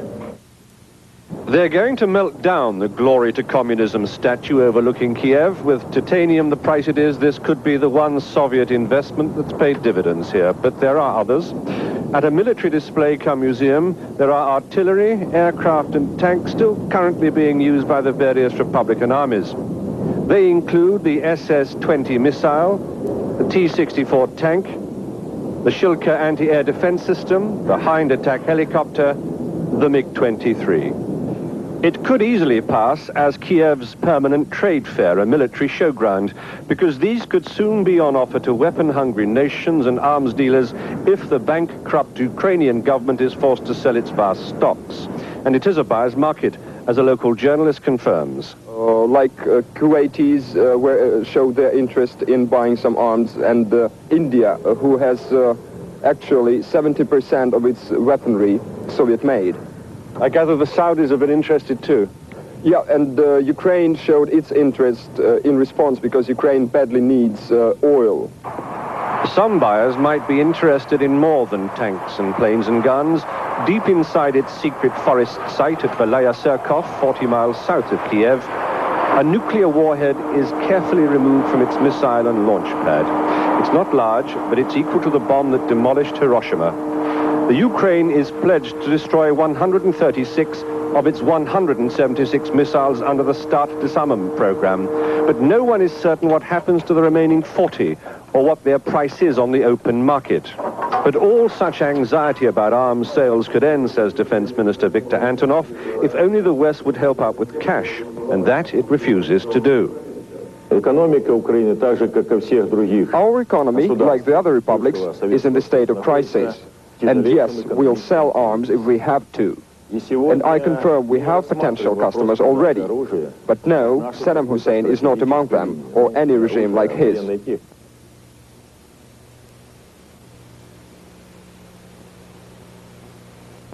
There is a bitter tug-of-war among the republics of what used to be the Soviet Union, and it has become so bitter, some are predicting it will lead to a real war. At the center of the dispute is an area known as Crimea. And the reason it's so coveted is that it is the base for the Black Sea Fleet, a fleet of more than 350 warships, larger than the navies of France and Canada combined. CTV's Robert Hurst was one of the first foreign correspondents allowed to visit the disputed naval port, and he has this report.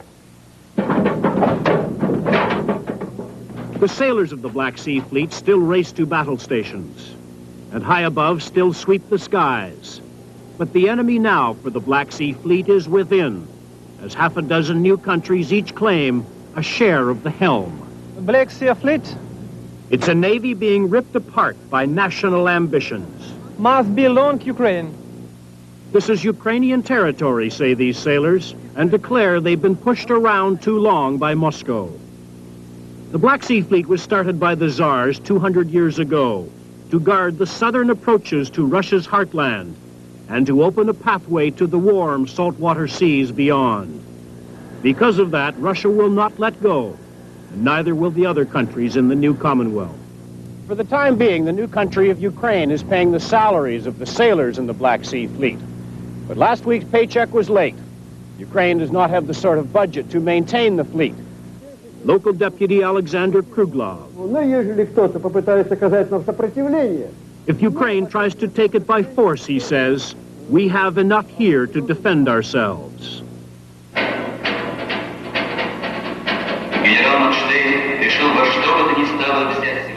The Black Sea Fleet has been at the center of many battles. Hitler captured it and held it for 250 days. In earlier wars, the invaders were British and French and Turks. But the Black Sea Fleet has always survived, often damaged, but always unified. Everyone here is aware of the past as they gathered in Sevastopol's town square as the fleet faces a new crisis. A woman came forward. Take a picture of my Ukrainian flag, she said, when a Russian jumped in the way. This demonstration was organized by Russians, they said, and others should go away. But they were beating the Ukrainian woman. There are the culprits right there. I was beaten, said the woman, and someone threatened to shoot me. A Russian man came in and said, it is absolutely clear division of the Soviet Union will mean war, a real war. Aboard the frigate Spotless, sailors write letters home, explaining how the politicians one day agreed to divvy it up, and the next day declare they're keeping it for themselves.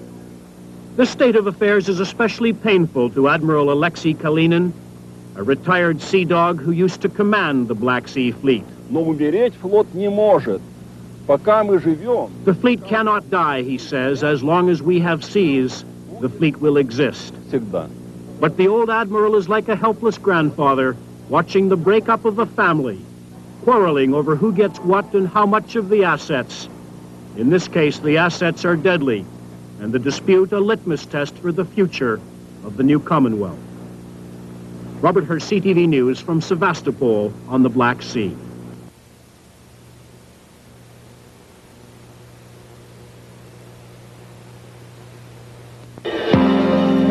CTV News with Lloyd Robertson.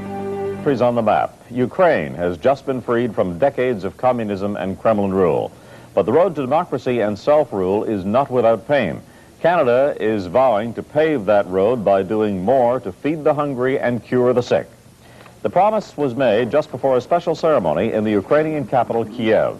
External Affairs Minister Barbara McDougall signed an agreement establishing full diplomatic relations between our two countries. Canada has already committed $1.5 million in medical aid to Ukraine. The first shipment arrived today, and much of it has already been delivered to hospitals.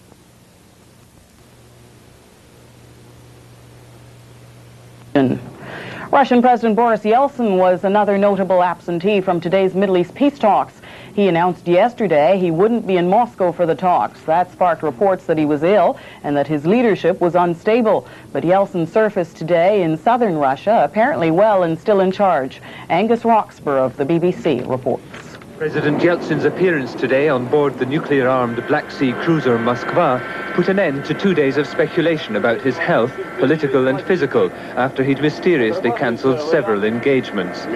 He talked with commanders of the Black Sea Fleet about nuclear missiles and assured them of his commitment to retaining the fleet as a strategic force for the defence of the entire Commonwealth of 11 former Soviet republics.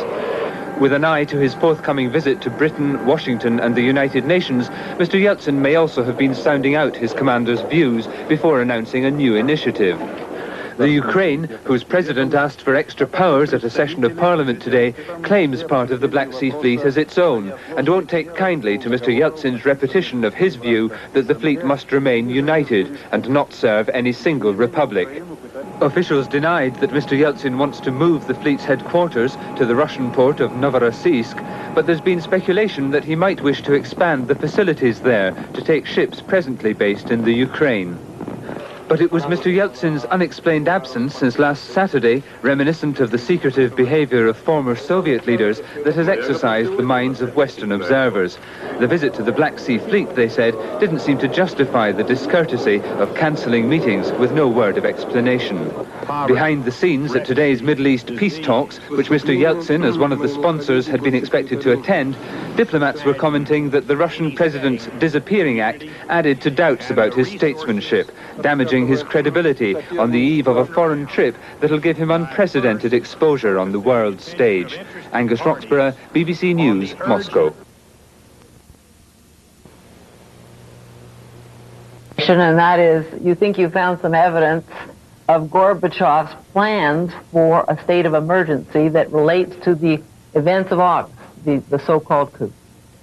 Well, the Russian government, when they went into the Central Committee, they discovered that a lot of people had been taking notes from meetings which had been previously unreported. In March last year, March was a time when troops were put into the center of Moscow, when the whole place was barricaded, because there was a special session of the Russian parliament, and the Communist Party felt especially under threat. So according to the notes, the Russian government has found Gorbachev was co-author of plans to introduce a state of emergency, to remove Boris Yeltsin from his post as president of the Russian Federation, as he was then, literally to take the entire country back under communist control. Now, he backed down, but the Russian government believes this plan, of which Gorbachev was the co-author, is the forerunner of the August coup, and therefore they make Gorbachev co-author of that coup as well. Is that the kind of material that Boris Yeltsin's got in his hands that he could have used to damage Gorbachev if he hadn't stepped aside?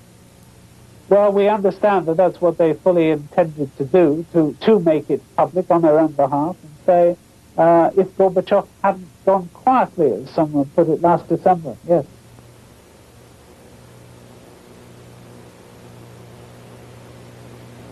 To trouble in the Crimea.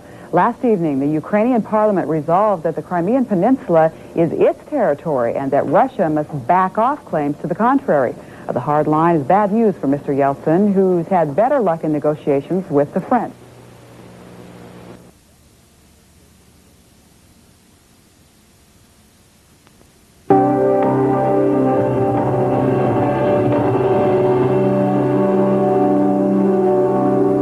The Black Sea Fleet, once a proud symbol of the Soviet Union's superpower status, is now the object of a battle for control.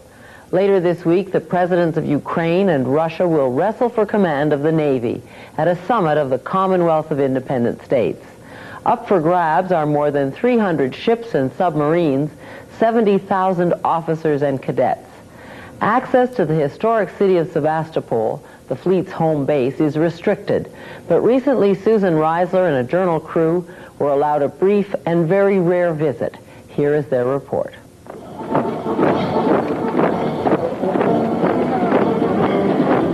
The Rybalsky Naval Academy in Ukraine. For 50 years, turning out sailors for the Black Sea Fleet. Lured by the fleet's modern warships, its heroic traditions.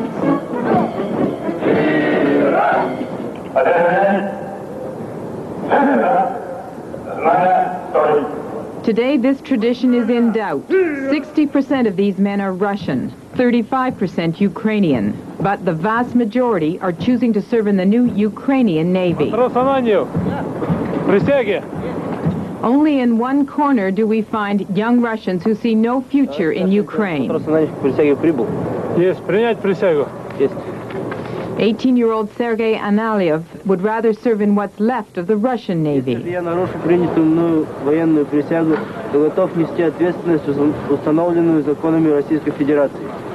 Это нетрудное для меня решение, потому что я сам родом с России, призывался с России, и поэтому принятие для меня российской присяги я считаю делом чести и должен служить в России.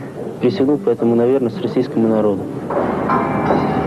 Sebastopol Harbor, home of the Black Sea Fleet, a jewel in Russian and Soviet naval history. The Moskva, one of the most sophisticated ships in the fleet, a helicopter cruiser which used to hunt nuclear submarines. Warships, once in the service of the Soviet Union, now pawns in a political battle. Do they serve Russia, Ukraine, or both? For over 2 centuries, the fleet and the city have grown together, bonded by their bloody defense of Russia's southern flank. Sebastopol sits at the tip of the Crimean Peninsula, a city and region controlled by Ukraine for almost 40 years. South across the Black Sea, Turkey. Separating Turkey and Eastern Europe, the Dardanelles, the channel that allowed hostile fleets to threaten the old Soviet Union. Sebastopol is a high-security zone, closed to foreigners without special invitations. The mayor of Sebastopol reluctantly agreed to issue an invitation to our journal crew. He allowed us 5 daylight hours in the city, and then his officials tracked us down and ordered us to leave. Although our time spent there was brief, it did allow us a rare and unsettling glimpse of the tensions that grip Sebastopol and the Black Sea Fleet. The museum holds part of the story. A naval history going back to 1763. Catherine the Great built this strategic port and fleet to protect her empire's soft underbelly. In the 1850s, the Crimean War. For almost a full year, Sebastopol and its fleet held back the forces of Britain, France, and the Ottoman Turks.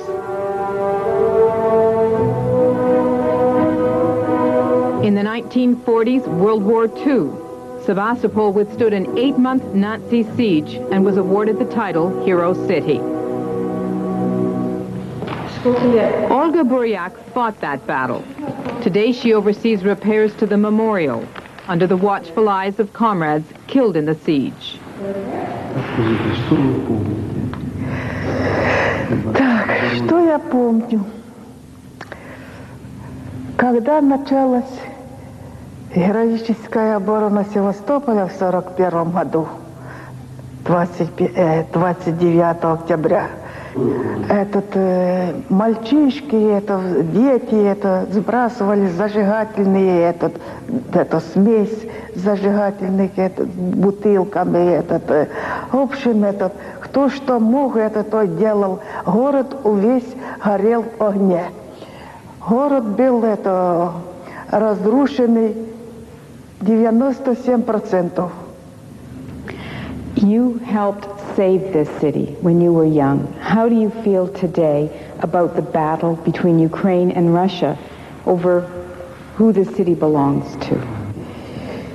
Я никак не могу согласиться, чтобы это так было. Как было тогда дружно, а сейчас все это врозь. Как это называется? Почему это так? On the streets of Sebastopol, no answer. Moscow has ordered its men in the fleet not to talk. But away from the cameras, one senior officer warned of trouble if politicians split the fleet. If they wrong us, he said passionately, we'll take revenge. That was one view. 20 minutes up the road, Balaclava Harbor, a different perspective. Anti-submarine boat number 813, its officers and crew have broken away from the Russian-controlled fleet and signed on with Ukraine.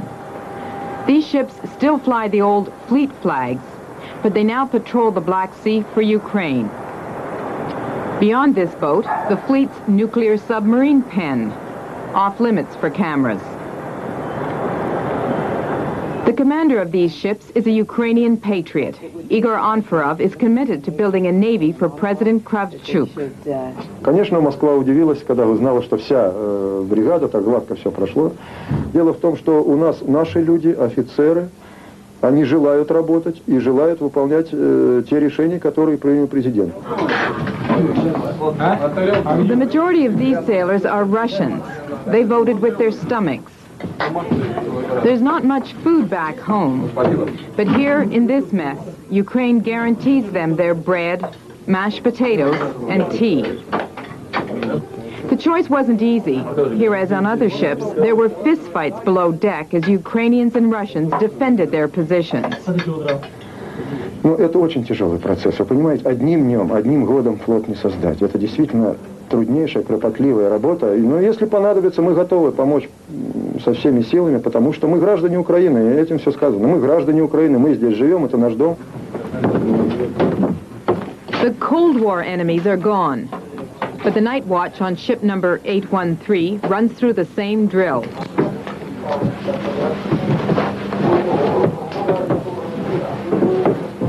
Officers say it's tough keeping the cadets motivated. In the past, they tracked enemy nuclear submarines. Now they're part of the Coast Guard chasing drug smugglers. But they must be prepared to defend themselves against a new domestic threat now that they've sworn allegiance to Ukraine. Russian nationalists consider these sailors traitors. The battle for the fleet is turning dirty, and these sailors are the target.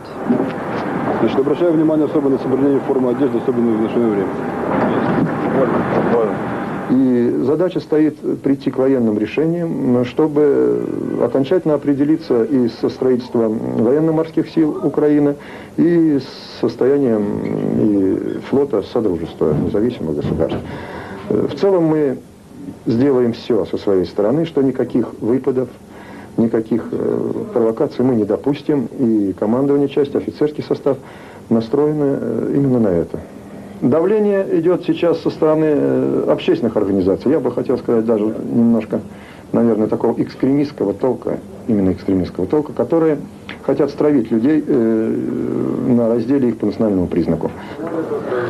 There are Russian nationalists in the Crimea who believe the commander and his men should serve Moscow. Russia controlled Crimea for 150 years.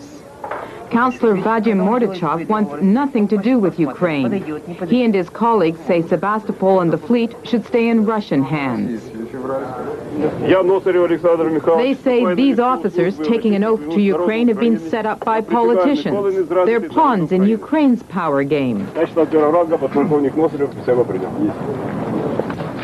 А, например, говорят, не примите украинскую присягу, завтра мы вас увольняем, завтра мы вас выгоняем из квартиры. Поэтому многие офицеры вынуждены принимать присягу только из-за того, чтобы их не выгнали на улицу. Кроме того, почти все у нас офицеры говорят на русском языке. В Крыму больше 90% русскоязычного населения, а нам идет четкое навязывание украинского языка. Мы видим в Крыму армия, которая будет охранять нас, российская, и в конце концов мы считаем Севастополь город русской славы, исторически. To date, the battle over the Black Sea Fleet has been a war of words, but with so much weaponry, it could turn deadly. Until the politicians resolve this, ship number 813 will be unable to patrol the Black Sea with any confidence. For the Journal, I'm Susan Reisler in Balaclava on the Black Sea.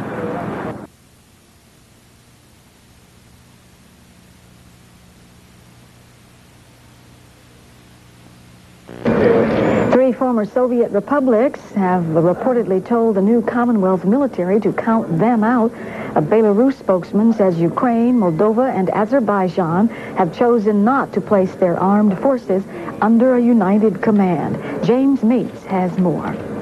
The last of the Commonwealth leaders to arrive, and the man who has the power to break the new organization apart, President Kravchuk of the Ukraine, flew into Minsk this morning for a long-awaited confrontation with Russia's Boris Yeltsin.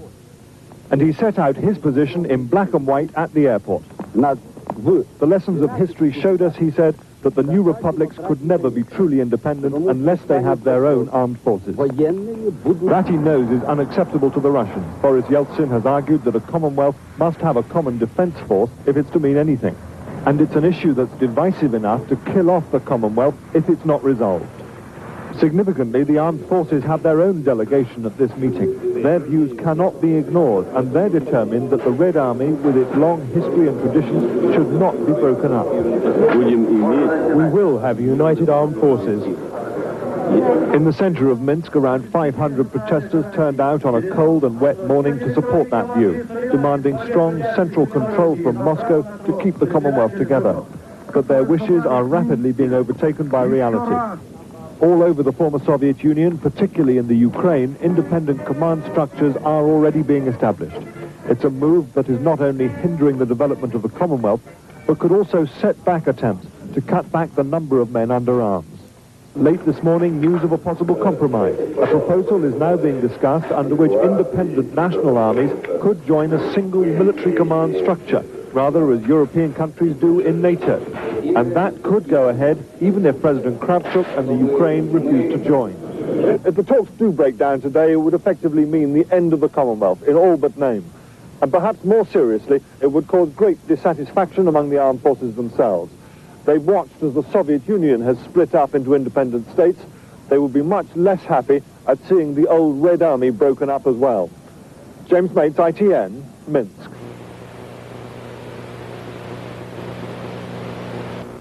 The leaders of the Commonwealth of Independent States met today in the capital of Belarus. Steve Hurst reports there was little agreement among them. They met, these Commonwealth leaders, for 8 hours trying to strengthen ties. It didn't work. Ukraine, Moldova, and Azerbaijan broke the fragile 2 months of military unity, refusing even to consider remaining inside the Commonwealth defense structure. There are differences and there will be differences because this is just a brand new Commonwealth that is only struggling to determine the principles of interaction between its members, its components. The 8 remaining republics of the former Soviet Union agreed to try to stay as one militarily for 2 more years. Talks on economic and political issues proceeded more smoothly, but that does not mean that life in the ever-splintering remains of the old Soviet Union will be better soon. The high politics of the Commonwealth session, matters of military affairs, aren't issues uppermost on the minds of people of Minsk, or the other capitals for that matter. They want to know where the food is, not the fate of the fleet. The already miserable standard of living throughout the Commonwealth has gone through the floor.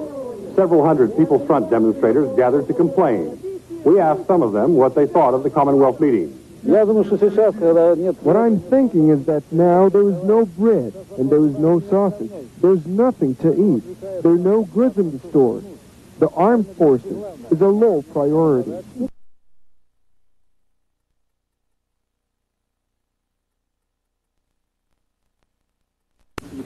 It's just 9 weeks old, but the Commonwealth of Independent States is going through some serious growing pains. Leaders of the 11 republics just wrapped up an important summit meeting. Don Murray reports. The Commonwealth stumbles from meeting to meeting. Today its leaders return to Minsk, where it was born, and to their quarrel over the future of the former Soviet armed forces.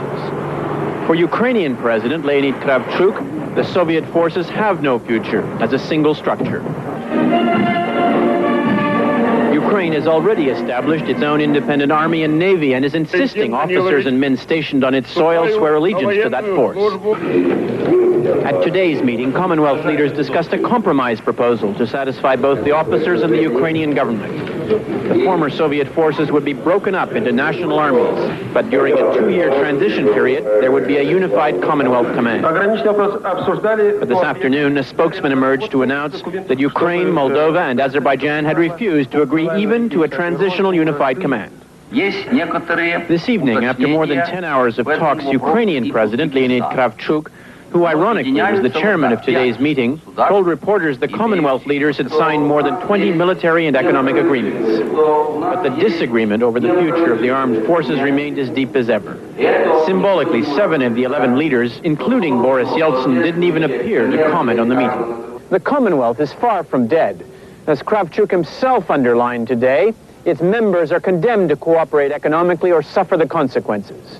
But today's meeting graphically underlined once again that the new entity is little more than a political marriage of convenience. Don Murray, CBC News, Minsk.